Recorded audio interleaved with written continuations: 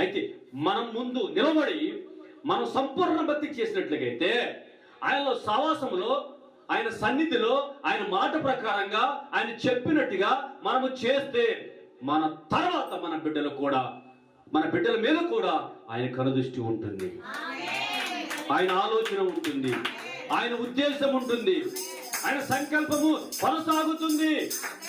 హల్లెలూయా. చిన్న విషయమా? అంత చిన్న విషయమా?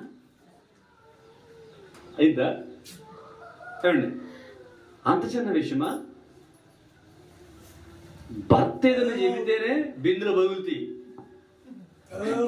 సరే, దేవుడి దాకా కాస్త ఇంట్లో మాట్లాడుకుందాం, తర్వాత దేవుడి దగ్గరికి వెళ్దామే. ఇంట్లో భర్త ఏదైనా నీకు ఇష్టం లేనిది అంటే, నీకు ఇష్టం లేనిది అంటే అది కరెక్టే, కానీ అది నీకు ఇష్టం లేదు, నువ్వు అనుమతించింది, నువ్వు ఒప్పుకోనిది, నీకు చాలా ఇబ్బంది కలిగించేది, అది మంచిదే అయినప్పటికీ, అది కరెక్టే అయినప్పటికీ, అది సరైందే అయినప్పటికీ, దానివల్ల ఉపయోగం ఉన్నప్పటికీ కూడా తాను వచ్చి అమ్మా ఎలా జీవించు, ఎలా చెయ్యి, ఎలా బ్రతుకు, ఎలా ఉండు అంటే ఒక్కసారి ఊహించుకున్న చిత్రాన్ని బయటికి మాత్రం ఒక మాట మాట్లాడడం కానీ హృదయంలో మాట్లాడుకుంటూ ఉంటాం. ఈడేంటి నా మీద పెత్తనం చేస్తాడు, మరి గౌరవ రాదప్పుడు హృదయంలో కదా.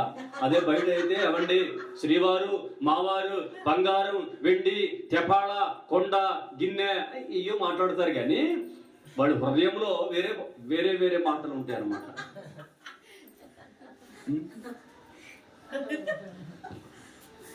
ఇంట్లోనే పెళ్లి చేసుకున్న భర్త చెప్తేనే, లేక నేను చెప్పింది నువ్వు సహకారివి తప్పనిసరిగా లోపల ఉండాలని చెప్పలా?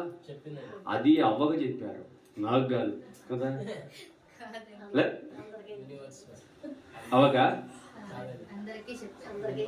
కొరింథీలో ఎఫెసులో సంఘానికి చెప్పారా? అంటే నాకు కూడా వర్తిస్తుంది అని నువ్వు అనుకుంటే వర్తిస్తబడుతుంది, నువ్వు అనుకోకపోతే వర్తించబడుతుంది. ఇక్కడ దాకా వచ్చినప్పుడు మాట చెప్తే నీ కళ్ళ ముందు ఎన్నో ప్రమాదాలు జరుగుతున్నాయి, ఎన్నో అఘాయిత్యాలు జరుగుతున్నాయి, ఎన్నో ఇబ్బందులు జరుగుతూ ఉన్నాయి. వాటిని చూసినప్పుడు మనం జాగ్రత్త పడుతున్నామా? వాళ్ళకి కుదురు తక్కువయ్యి, వాళ్ళకి వినయం తక్కువయ్యి, వాళ్ళకి బుద్ధి తక్కువయ్యి, వాళ్ళకి ఆలోచన తక్కువయ్యి, వాళ్ళకి గర్వం ఎక్కువయ్యి, వాళ్ళకి అందం ఎక్కువయ్యి, వాళ్ళకి డబ్బు ఎక్కువయ్యి జరిగింది, కానీ నాకేం జరుగుద్ది అని సమర్థించుకోవటంలో